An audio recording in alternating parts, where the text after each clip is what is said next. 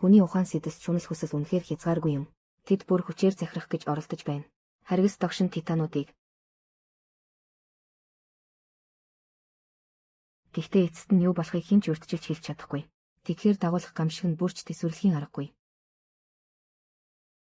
2 залуу хаваан ирэг дээр серфингийн кайф авч байлаа. Гэтэл удалгүй. Эргийн хамгаалалтын анхааруулга ирэв. Та хоёр минь даруй ирэг рүү гар. Энэ бол авраг араатны онц аюултай бүс. Энэ хоёрч бас нөхцөл байдлыг даруй ойлголоо. Яарн серфингийн хавтангаа тэврээд эрэгт гарч ирэв. Гэтэл дараагийн агшинд эрэг рүү асар олон авраг хуягт шавж дайран орж ирлээ. Бүхнийг харж байсан цагдаа галмаар нь зогсдол. Хөл доорх тавцан нь гинэт дөргиж эхлэв. Хид хідэн авраг тэмтрүүс далай мандлаас цухуйлаа. Нүүд ирэмхийн зуур. Бүхэл бүтэн эргийн хамгаалалтын хөлөг далай руу чангаагдан орлоо. Төгшүүрийн дохио удалгүй. Монархийн урт ажилтны баазад хүрэв. Эргийн хамгаалалтын хөлөг дээрх 14 алба хаагчтай холбоо бүрэн тасарсан байв. Гэвч түр командлагч Жэйсэн хүмүүсийг аврахыг огт хүссэнгүй. Оронд нь техникийн багт авраг араатны мөрийг төвчхийг тушаав. Өгөгдлийн загварын тооцоогоор тэр 23 цагийн дараа хүн ам шигүү Сан Францискод эргэлнэ. Монархийн тэмийн царай дүүрэн төгшүүр байлаа. Харин Жэйсний нүдэнд догдлын оч гялалцаж байв. Тэр яарч твтэн өөрсдийн шинээр бүтээсэн мөрдөх системийг танилцууллаа. Ашиглалтад ороод удаагүй атал шууд том амжилт гаргажээ. Харин дэлхийн нөгөө захад гол дүр шоу болон бусад нь нэг талаар монархийн мөрдлөхөөс бултаж нөгөө талаар арга сүйгчилж Апексийн хулгайсан дохой дуурайгчийг хайж байв. Тэд дөнгөж нэгэн дэм буудалд буугаад утсан дээрээ зэрэг монархийн илгээсэн мангас довтолч буй төгшүүрийн дохойг хүлээн авлаа. Хироши охин Кейт нь Сан Францискод байгааг санаад утсаа шүүрч аваад тэр дорн залгав. Даанч цаанаас нь огт хинч авахгүй байлаа. Энэ эрдэмтэн үртэйх шигээ 50 хүйтэн байж чадсангүй. Тэр төлөвлөгөөгөө орхин гэж зүтгээд Сан Франциско руу нисэж охиноо хайхаар болов. Гэвч бусад нь бүгд эсэргүүцлээ илэрхийлв. Шоу бол ёстой нүд тайлсан хүн. Хэрэв 23 цагийн дотор дохой дуурайгчийг олж чадвал авраг араатны чиглэлийг хүчээр өөрчилж чадна гэж хэлв. Тэгвэл тэр нь нэг ёсондоо Кейтэд ч тус болно. Хироши үүнийг сонсоод зөвшөөрөн толгой дохив. Сая үнэхээр жаахан яарчгснаа хүлээн зөвшөөрөв. Гэхдээ тэр яаж ч бодсон. Яг энэ үед Кейт эргийн ойролцоо явна гэж төсөөлсөнгүй. Сүүлийн өдрүүдэд тэр үргэлж өөрийгөө буруутгаж өөрөө л нөгөө ертөнцийн авраг мангасыг дуудсан гэж бодож байв. Тэгээд л нүдний өмнөх энэ сүүлийн хямралыг авчирсан гэж үзжээ. Хүчтэй гимшил түүнийг давлгаа шиг нүмрэн живүүлж байлаа. Гэвч үүнч бужигнасан нүүсгэн шилжүүлэх олны дунд гинтийн нэг уулсас түүний бодлыг өөрчилсөн юм. Кейт тэр жил алтан хаалганы гүүрэн дээр болсон гамшигын үеэр хөмөрсөн сургуулийн автобуснаас өөрийн гараар аварсан жаалтай таарав. Хүүгийн ээж Кейтэд чин сэтгэлийн талархал илэрхийллээ. Тэр үед хийсэн үйлдэл нь аль хэдийн олон хүнээс илүү байсан гэж шууд хэлв. Тэр сайшаал яг л нэг гэрэл мэт. Кейтийн зүрхэн дэх харанхуйг агшин зуур нэвт сүлбөв. Тэр эцэст нь ойлголоо. Зүгтаагаад байвал асуудал хизээж шийдэгдэхгүй. Харин энэ үед шоу болон бусад нь нууцаар нэвтрэх ажиллагааг нэгт төлөвлөж байв. Мэ дохой дуурайгч. Хамгийн магадгүй Апексийн газрын доорх агуулгад нуугдсан гэж таамаглав. Чимээ аниргүй шурглан орохыг хүсвэл таарах ажилтны хандлтын эрх заавал хэрэгтэй байлаа. Тэд хэд бар дотор жинхэнэ жүжиг тавьж Апексийн техникчийн нэвтрэх картыг амжилттай хуулбарлав. Дараа нь дотор хүмийг ээлж ирлээ. Хин ч анзаараагүй хойгуур тэр компанийн дотоод сүлжээний эрхийн нууц үгийгсэн нэвдэв. Мэ нууцаар асаах товчийг дарсны дараа чих түлхэрэн төгшүүрийн дохой бүх барилгаар хадав. Хамгаалалтынх нь тэр даруй танилаа. Энэ бол хамгийн дээд түвшний цөмийн алдагдлын дохой байлаа. Албан тушаал өндөр нам хамаагүй. Бүгдийг нь албатан яаралтай нүүсэн шилжүүлв. Удаан хүлээж байсан Хироши нар халдвар хамгааллын ажилтнуудын дүрт хувираад офисын барилга руу амжилттай шурглан орлоо. Тэд хамгаалалтын удирдлагын өрөөнд ормогц. Хяналтын дэлгэц дээрх дүр зурагт бүгд мэл гайхав. Тэнд тоо томшгүй амьтдыг хорсон байлаа. Давчуу шилэн савнууд дотор Хироши эдгээр нь бүгд сүхэн арлаас ирсэн зүйлүүд гэдгийг танив. Тэдний дунд догшин зангаараа алдартай өргөст мангасч байлаа. Шоу дуугарч сануулв. Одоо өрөвч сэтгэлдээ автах цаг биш. Ми офисоос удирдлага өгч бүгдийг газрын доорх агуулга руу чиглүүлв. Бааранд хуулбарлсан нэвтрэх карт үнэхээр хэрэг боллоо. Тэд ямар ч саадгүйгээр хамгийн доод давхарт хүрэв. Хироши Кейко хоёр зорьсон газартаа бараг хүрэх үед гинэт гай зовлон араасаа ундарлаа. Апексийн хамгаалалтын систем цацрагийн дохой хуурамч болохыг тогтоож нүүсгэн шилжүүлэх тушаалыг даруй цуцлав. Ажилтнууд барилга руу буцаж эхэллээ. Бүр дорн мен шууд даргаранда. Дугуй унсаар ажилдаа ирчихв. Бүгдэд үлдсэн хугацаа тун бага байлаа. Ми яаран гүйж очоод түүнийг саатууллаа. Тэр саяын алдаатай дохойны талаар яриа өдөж болох чинээгээрээ цаг хожихыг оролдов. Ранда ямар нэг юм гадарсан бололтой. Тэгсэн ч огт мэдэгдэлгүйгээр миг нууц лаборатори руу дагуулan оров. Түүний царай үнэн сэтгэлээр дүүрэн байлаа. Үнэндээ Apex компани үргэлж ми өмнө нь үлдээсэн кодыг ашиглаж мангасуудын дайрах цөмг дарахыг оролдож иржээ. Одоогоор тодорхой ахиц гаргаад байлаа. Монарх өдөржин авраг амьтдыг судалж хянах гэж оролддог. Харин тэдний зорж буй чиглэл Мангасуудтай их тайван зэрэгцэн орших явдал байв. Рандамыг өөрт нь туслаасай гэж чин сэтгэлээсээ хүсэж байлаа. Энэ агуу үзэл санаа. Үнэхээр минь сэтгэлийг хөдөлгөв. Хэрэв чи дэлхийг аврахыг хүсэж байвал Апекс чамайг амжилтад хүргэнэ. Харин монархын урд харуулын баазад тэм гинт мэдээ хүлээн авлаа. Цаг хугацаа хэтэрхий давчуу байсан тул Сан Францискогийн иргэн оршин суугчид нүүсгдэх амжихгүй байв. Номхон далайд байрсан тэнгисийн флот бүрэн зэвсэглэн бэлэн болж далайн Ёроолын авраг амтныг өгтөн бут цохихоор зэхэж байлаа. Гэтэл Джейсон энэ тухай мэдмэгц. Бага дагуулад явхад бэлдэв. Түүний хийсэн шалтгаан нь инээд хүрэх уйлмар байлаа. Джейсон далайн Ёроолын авраг амтан хүчирхэг тэнгисийн цэргийн өмнө гарцаагүй өгнө гэж боджээ. Тэр хамгийн түрүүнд авраг амтны цогцыг цуглуулж илүү их өгөгдөл авах санаатай байв. Тим ширүүн дуугаар сөргүүлэн асуув. Хэрэв тэнгисийн цэрэг энэ мангасыг устгаж чадахгүй бол яах юм? Джейсон тоосон шинжгүй толгойс ихсрэв. Эцсийн эцэст өндөр эрсдэл өндөр өгөөж гэсэн үг. Энэ хооронд шоу төлөвлөгөө илчлэгдэх гэж байгааг хараад тэр дороо нөөц хувилбарыг хэрэгжүүлэхээр шийдэв. Тэр нь араатнуудын торыг хүчээр эвдэж онгойлгох. Эдгээр нүхтийг бүгдийг нь суллах явдал байлаа. Төгшүүрийн дохиод авчтан хатгатай зэрэгцэн дөнгөж буцаж ирсэн ажилтнууд дахин эмх замбраагүй байдалд автав. Рандаг холцсон завшааныг ашиглаад Ми хамгийн сүүлийн хамгаалалтын хаалгыг яарн нэв. Гэвч Хироши газрын доорх агуулгад ороход тэдний бүх найдлага болсон цацрагийн дуураймал үүсгэж задлаад овоо сэлбэг болгочихсон байлаа. Энэ нь бас авраг амтныг буцаан дуудах төлөвлөгөөнд бүрэн нурсан гэсэн үг байв. Азар цэргийн тэнгисийн анги аль хэдийн хөдөлсөн байлаа. Гэвч далаагаар нэгжиж үзээд тэд анзаарчээ. Ойр хавьд ямар ч далайн авраг амтан огт байсангүй. Зөвхөн нэг авраг халин.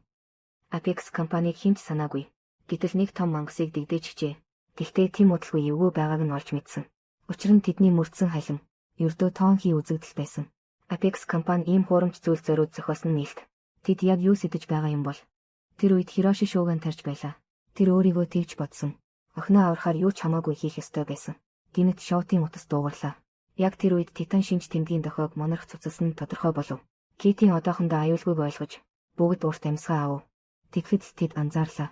Ханан дээр наасан материалыг Апекс далдуур мэдээлэл цуглуулж байсныг хэн санах вэ? Бэлгийн дуусгаж чадаагүй олон судалгааг эсрэг талч нь монархын домогт үүсгэн байгуулагчдын нэгэнт өөрийн гараар мангасын нүүдлийн замын зургийг зурж байжээ. Газрын зураг дээрх мөрөөр нь үзвэл далайн гүнд байгаа мангас дараа гарч ирэх газар.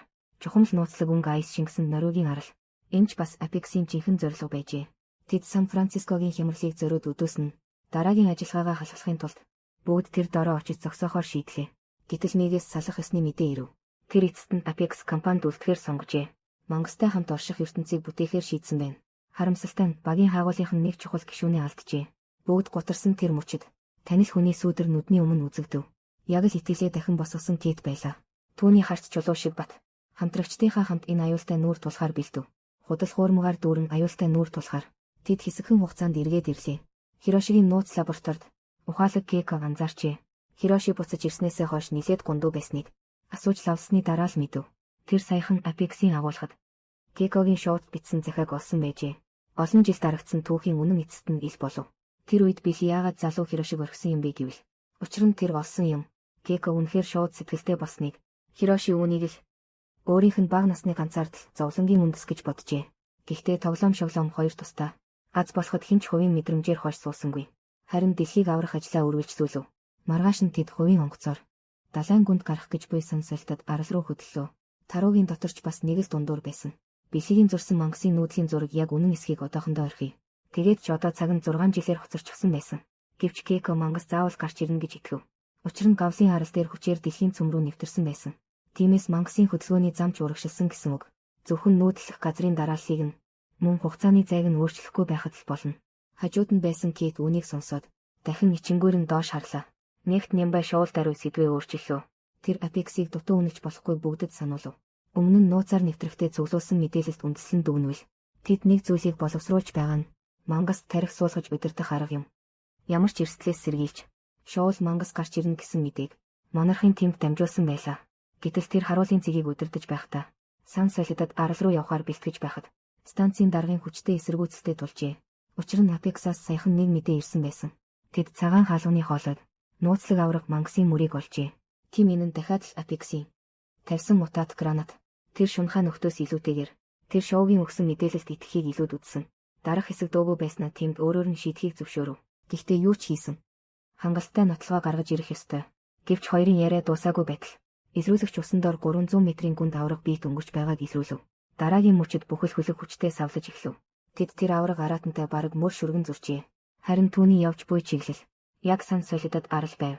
Шоугийн мэдээлэл зөв бололтой. Харин энэ үед Apex аль хэдийн төрүүлээд энэ газарт хүрчихсэн байлаа.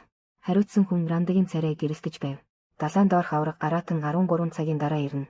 Харин Мигийн гаргасан коджилийн технологи нөгөө талыг удирдах хамгийн хүчтэй зэвсгэн байлаа. Хоёр хүн нэгэн цагт цэцэглэн хөгжиж байсан тосгон руу алхав. Арал дээрх оршин суугчид олон жилийн өмнө монархт нүүсгэн шилжүүлэгдсэн байжээ. Одоо зөвхөн нуурч муудсан байшингийн үлдэгдэл хоцорсон байв. Ми ихэд гайхаж байлаа. Тэр авраг аратан яагаад энд ирэх гэж байгаа юм бол? Ранда өмнө нь бэлгийн үлдээсэн материалыг шалгаж үзжээ. Нөгөө амтан энд хооллох гэж ирж байгаа байх магадлал өндөр гэж таамаглав. Одоо тэдний хийх зүйл суулгасан програмтай суман хошууг мангасын биед шургуулсан оруулах явдал байв. Гэвч Ми дотроо баггүй түгшиж байлаа. Түүний бичсэн код алганы чинээ шууг удирдахад болж байсан. Гэхдээ далайн ёроолын ийм төвшний авраг аратантай тулбал Мид өчүүхэн ч итгэл байсангүй. Гэвч одоо сум нумандаа тавигдсан тул харахгүй байхын аргагүй. Ранда аль хэдийн дээд удирдлагын өмнө том ам гарчихсан. Бүх юм хяналтад байгаа гэж тэр Мигийн засварсан мэдрэлийн гинжээг хэдэн зуун дахин өсгөжээ. Ингэснээр тэр асар том авраг аратныг удирдах хангалттай болсон. Тэр үед техникийн ахлагч Джейсон гүйж ирээд мэдэгдэв. Тэр монарх руу дахиад худал мэдээлэл дамжуулчихсан. Тэд үүмүүлэхээр ирэхгүй байх магадлалтай. Гэхдээ Арлын захад хамгаалагчид нэг дайралтын зав олжээ. Рандагийн царай тэр дороо хувирав. Шоугийн хүмүүс арал дээр буусан байж магадгүй гэж тэр таав. Яг үнэндээ түүний таамаг зөв байв.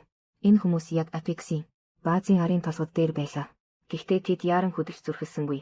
Харин чимээгүйхэн нэг хуучин модон байшин руу орлоо. Кекогийн нүүр баг зэрэг халуу дүүгэж байв. Тэр энэ газрыг нэгэн цагт шоутай дотн болсон газар гэдгийг танив. Хироши баг насныхаа зургийг санаандгүй олж харав. Аав бэлхэн үүнийг өөртөөгөө авчирсан бололтой. Тэр агшинд бүх гомдол нь хайлаад алга болох шиг болов. Тэр эцэст нь ойлголоо. Аав нь түүнийг хайрладаггүй байгаагүй.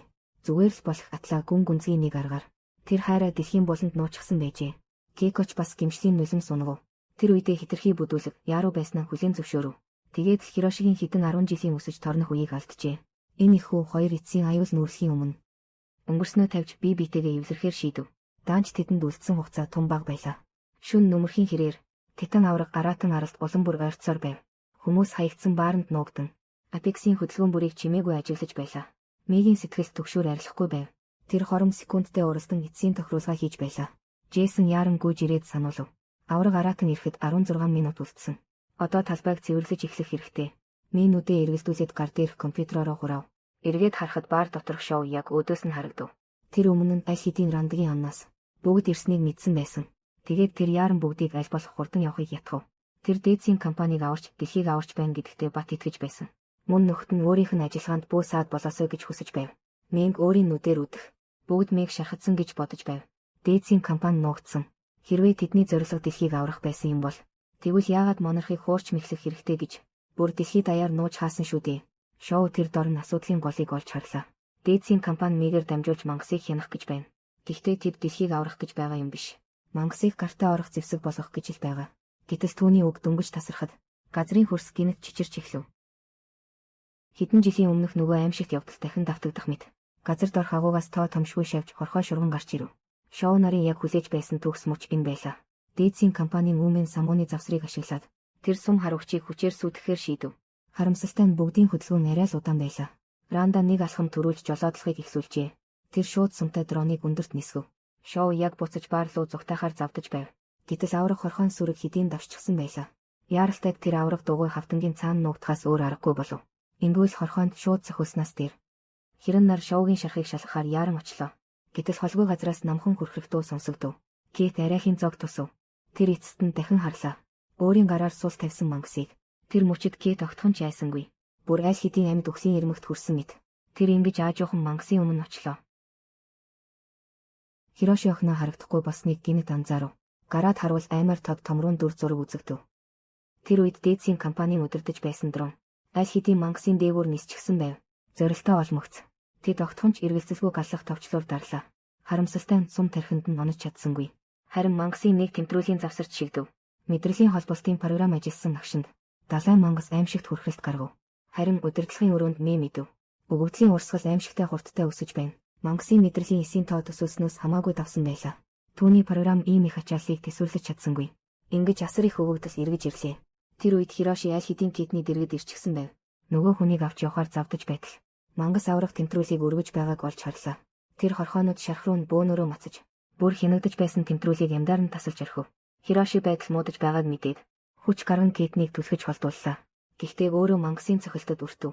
Удирдлагын өрөөнд байсан Ранда нарч өөрсдийн хяналтын төлөвлөгөө нурам унсныг ойлголоо. Тиймээс тэд даруй хүн бүрийг ухрах дохио өглөө. Гэтэл далайн ёроолын мангас хилэн тархив. Тэмтрүүлсийг нь ашиглан арал дээрх бүх байшин гшүүртэд эгэлгүй далайн ёроол руу шурган одов. Сүрсэн газарт Кейт өндийж бослоо. Яг газар дээр нь хөвтөж хөдлөхгүй байсан эцгээ харав.